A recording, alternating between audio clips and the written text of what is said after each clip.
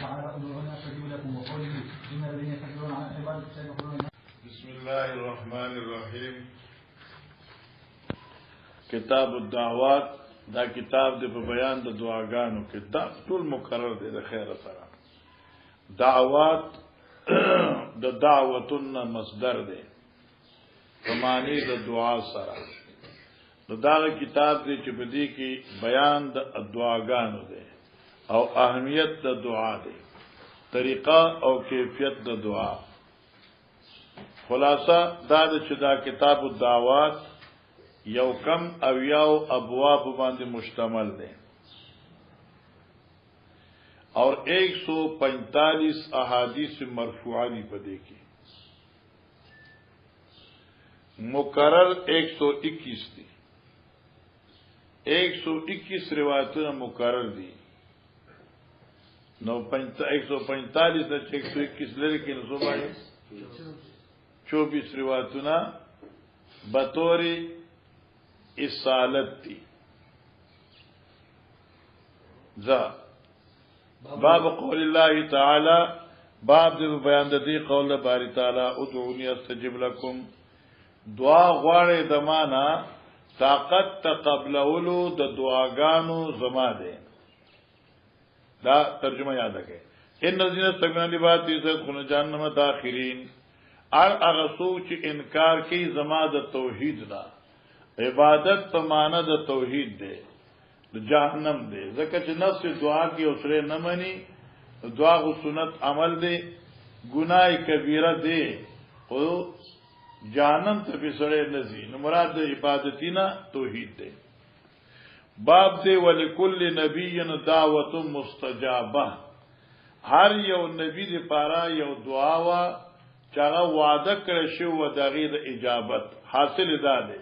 هر نبی دی پار یو دعای مستجابه وا او هر پیغمبر هغه دعا کړی دا او ما خپل دعا آخرت ته پارا په زمن د شفاعت کې پریخه ده. جی وفي قال حدثنا اسماعيل قال حدثنا مالك عن زناد عن الحارث عن يرى ان رسول الله صلى الله عليه وسلم قال لكل نبي دعوه يدعو بها چې دې پاغي صلی الله علیه سوال کوي. و اريد ذ ارادکم ان اختبئ دعوتي چې زه ذخیره کما خپل دعا شفاعت الامتی فی الاخره زه پای شفاعت کوم د خپل امت.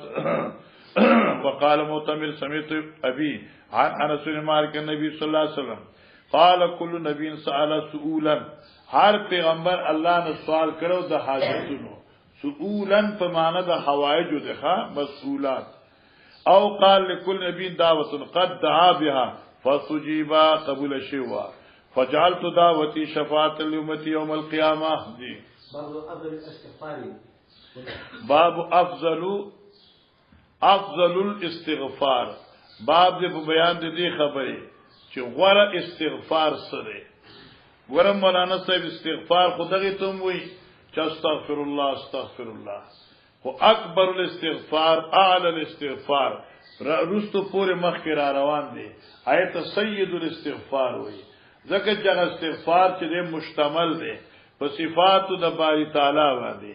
او په عجز د بنده باندې. نو عبادتو کې دوه خبرې د کمال وي. چې ته پکې یو داسې خبره ذکر کې چې هغه يدل علی کماله کمال الله تعالی، او بل دا چې يدل علی کمال تواضع العبد. نو انسان په تواضع برتزي، الله په خپل صفات کمالیه باندې کامل دی.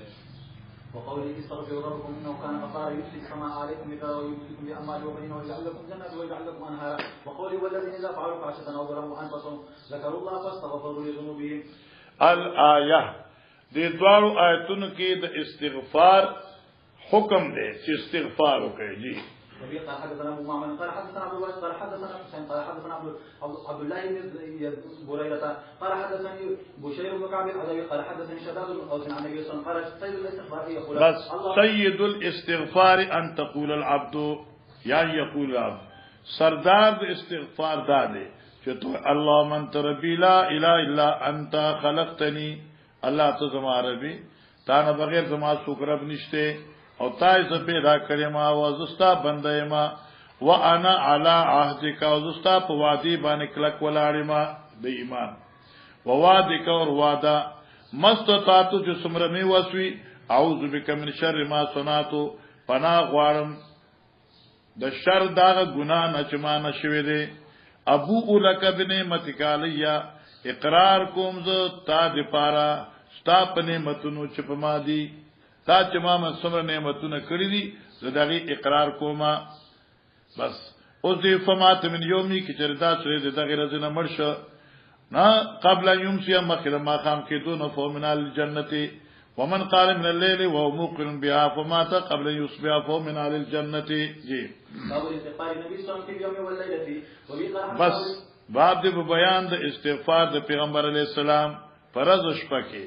نبی علیہ الصلوۃ والسلام به استغفار کو فرض شپه کې تقریبا حدیث راځي او یا کرتا وای قال حدثنا ابو اليمن قال اخبرنا شعبان عن زهري قال اخبرنا ابو سلمة عن عبد الرحمن قال ابو هريره سمعت رسول الله صلى الله عليه وسلم يقول والله اني لاستغفر الله واتوب اليه في اليوم اكثر من 70 مره بس لك صبر کا وشګه اکثر من 70 مره پیغمبر علی السلام به اویاو ځل زیات استغفار کو اوس په دې باندې سوال دی چې بھائی حضرت نه ګناه نه کېدا ګناونه نه کول د استغفار خو بعد الذنوب وی دغه ګن جوابونه دي یو دادی چې دا استغفار نفس تعبدنو بس لکه تا حدیث ویل د مخکې تا صدیق اکبر چې ماته دعا وخیا نبی رسول الله اللهم انی ظلمت نفسي ظلما كثيرا ولا يغفر الذنوب الا فاغفر لي مغفرة عندك مدام مراد شو دیم دادی چې استغفار د حضرت یو تعلیم د امت لپاره چال حضرت استغفار وی نو تعلم پکا چې استغفار ویا درې منو تدادا چې دا استغفار سبب د ترک اولا بعضی اولا کارونه به حضرت نه کې پاتې شو نو هغه ګناه نو او حسنات الرباسیات المقربین د ترک اولا په بنا باندې او یا نفس تواضعا وا جی باب التوبه باب دې په بیان د توبې کې اوس ګوره مولانا سے باب دې په بیان د ترغیب په توبه کې توبه د تاب یتوب نه رجوع ته وای او توبه هم دغه ته وای چې یو سړی د خپل کړي ګناه نه واپس شي او د نه کولو عزم کی چې کوم ګناه شوی دی پیغیر نه واپس شي سره د ندامت نه ٹھیک شو او آخر د نه کولو عزم په ځکه او ساتي په اخلاص سره او چې څنګه دا نفس په ګناونو خوشاله چې دغه په طاعات باندې ستړي جی وقال قتادة الى الله توبه نصوحا الصادقه الناصحه قال قتادة حضرت قتادة وی په ذکر کولو د دې قول د باری تعالی توبه با سه الله ته توبه نصوحا خالصه الصادقه الناصحه نصوح معنی چې صادقه رښتینه او ناصحه بالکل د اخلاص نه ډکوي قال احمد او ابي قال حدثنا احمد بن يونس قال حدثنا ابو شهاب عن الأعمش عن عمار بن عمير عن الحارث بن سويد قال حدثنا عبد الله بن مسعود حديثين احدهما عن النبي صلى الله عليه وسلم عبد الله بن مسعود نه موږ دوه روایتونه اوریدو یو هغه چې هغه د رسول الله صلی الله علیه وسلم نقل کاو والاخر النصيب بل خپل طرف نه پیش کاو قال ان المؤمن يرى ذلك صبر وی مومن څوک دی یرا ذنوبو چې د ګوري خپل ګناونه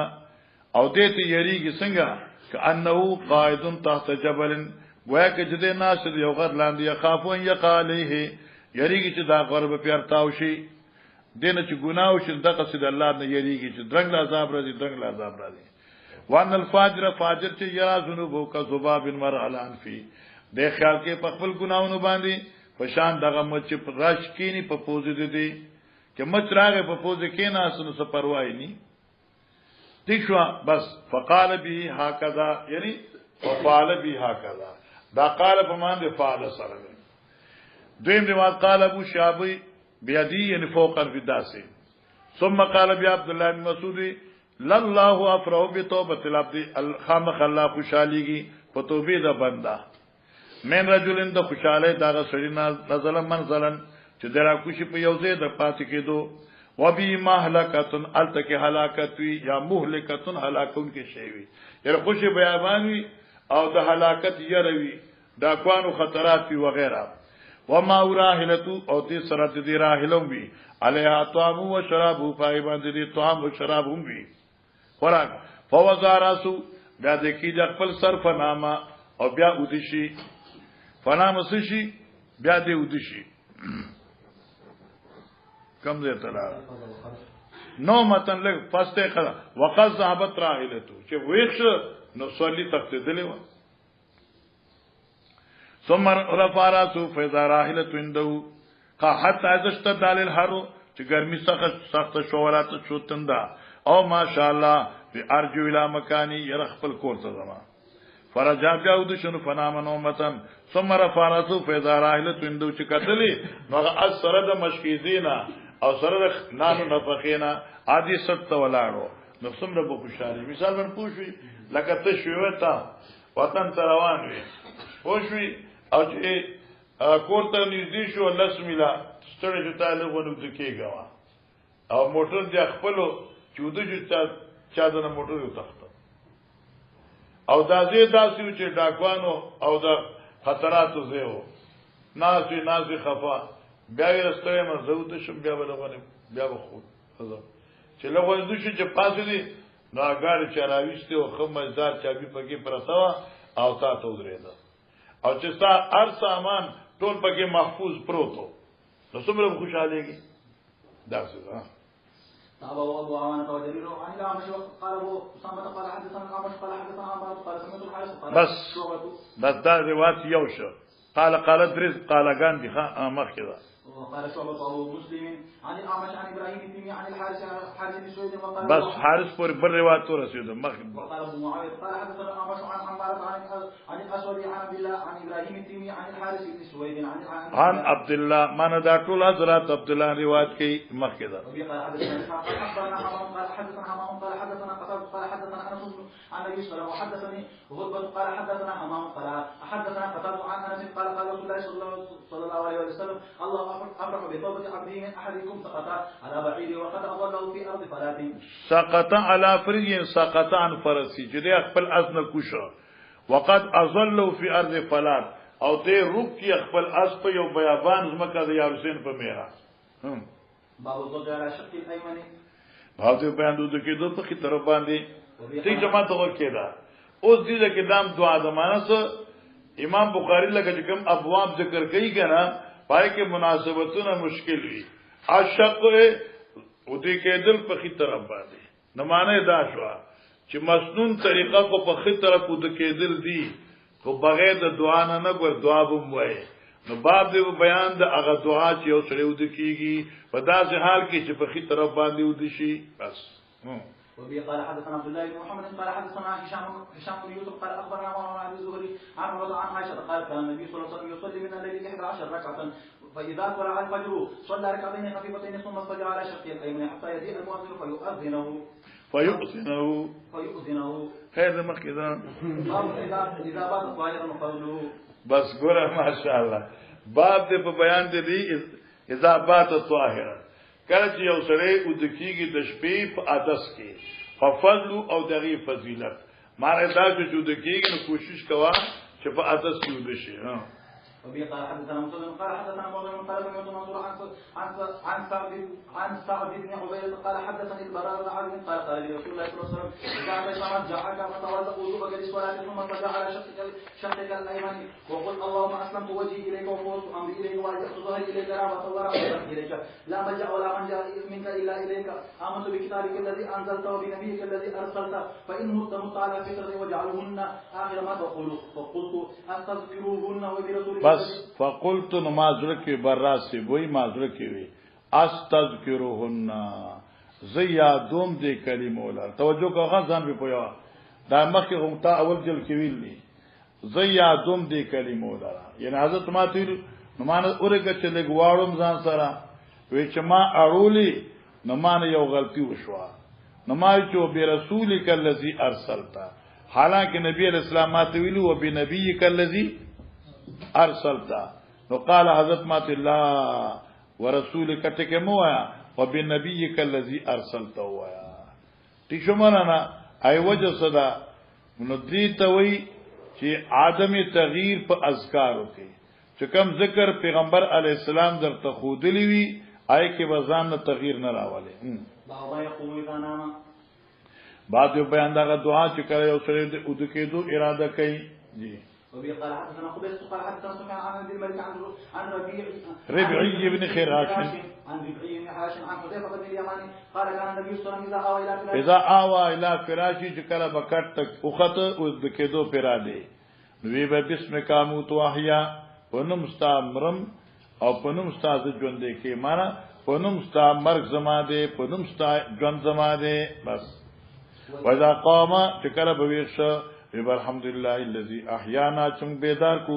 بعد ما اماتنا پس چې موږ موت را کړو او زنوم نه تعبیر په موت وکړه ولی چې دا نوم موت خفیفه د اخو الموت ته. جی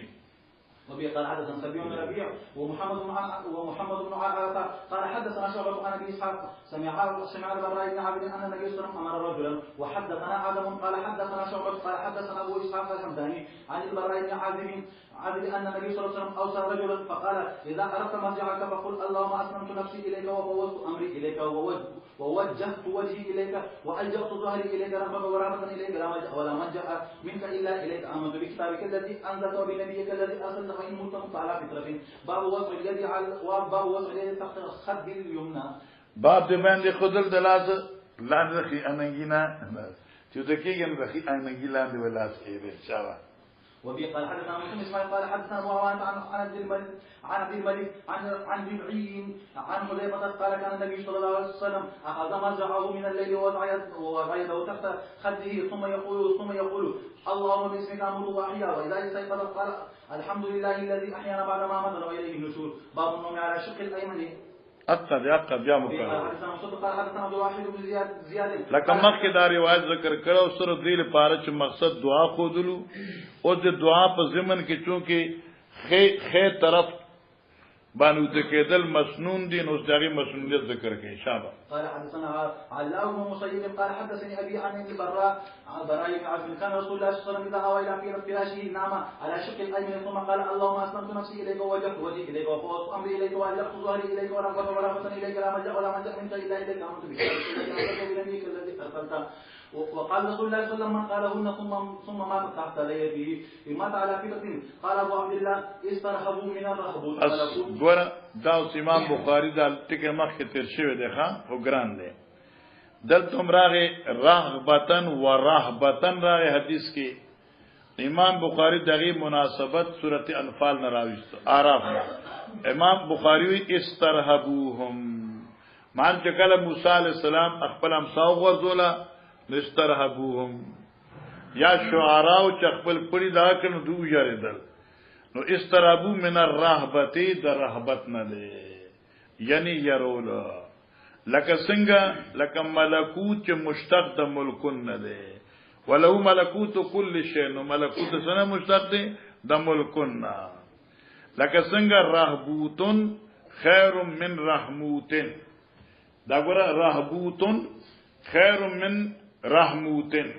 اذکر من رهبتن خیر من رحمتن دی رحمتن خیر من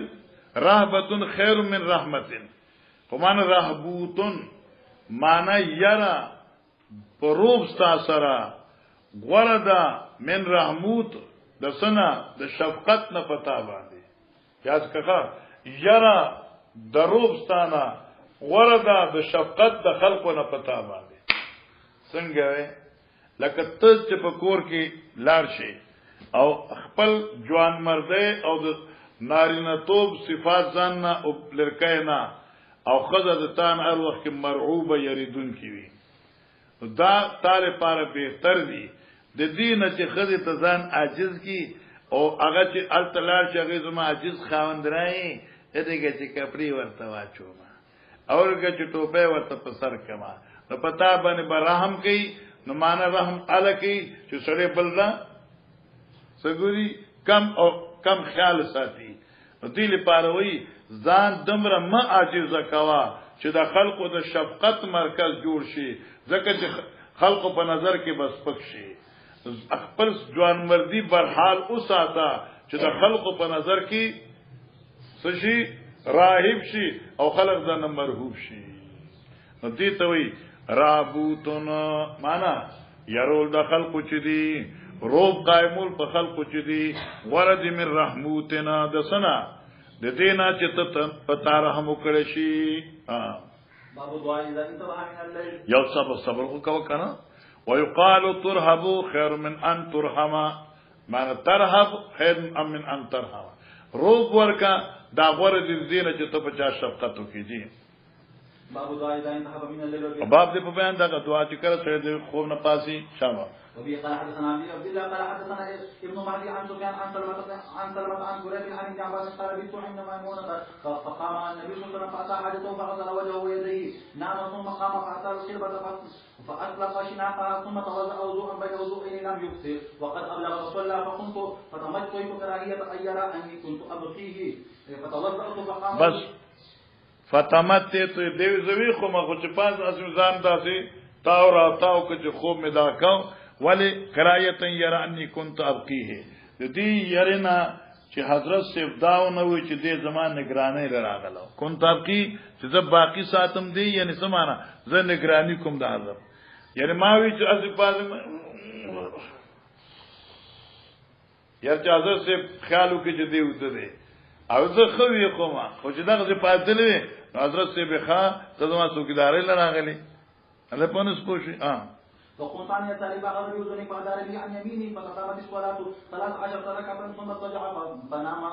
اضطجع فنام حتى نفخ وكان إذا نام نفخ فأذنه بلال في الصلاة فصلى ولم يتوضأ وكان في دعاء اللهم اجعل في قلبي نورا وفي بصري نورا وفي سمعي نورا وعن يميني نورا وعن يساري نورا وفوقي نورا وتحتي نورا وأمامي نورا وخلفي نورا واجعل لي نورا وقال قريب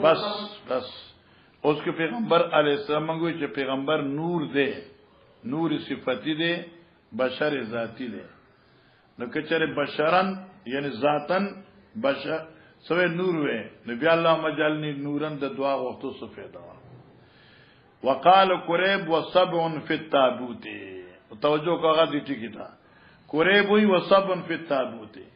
د تابوت مراد زړه دے مانا قریب ہوئی چې و خبر نور دی فی التابوت چې زما په دې زړه کې پرتی دی لیکن نسیت مقدر کا وصبن فی التابوت وہ خبر نور دی چې زما پزړه کې پرتی دی ولکن نسیت مان ایر شوی او تیشوا دا یو مان شوا ازو کې صبن فی التابوت ګورا تابوت بکسه شوا دا پخته په منځله د بکسی شو کنه او زړه په منځله دا څه شو هغه شی مظروف شو چې کوم په ظرف کې پروتي دا پخته ظرف شو او زړه پکې څه شو مظروف شو هغه و خبر زما په ځل کې کم فلقيت رجل من ولد العباس فحدثني بهن غودا فذكر عصبي پلی زما ولحمي غخ زما ودمي وين زما وشاري وخت زما وبشري سرمن زما وذكر خصلتين واغا نور دو پاتې شو عادت نه ذکر جی قال حدثنا عبد الله بن محمد قال حدثنا سفيان قال سمعت سليمان في ابي مسلم عن طاووس عن ابن عباس كان النبي صلى الله عليه وسلم اذا قام من الليل يتهجد قال اللهم لك الحمد انت نور السماوات والارض ومن فيهن ولك الحمد انت قيم السماوات والارض ومن فيهن ولك الحمد انت الحق ووعدك حق وقولك حق ولقاؤك حق والجنه حق والنار حق والساعه حق والنبيون حق ومحمد حق اللهم لك اسلمت وعليك توكلت وبك امنت واليك انبت وبك خاصمت واليك حكمت فاغفر لي ما قدمت وما اخرت وما اسررت وما اعلنت انت المقدم وانت المؤخر لا اله الا انت او لا اله غيرك بس ما تنساش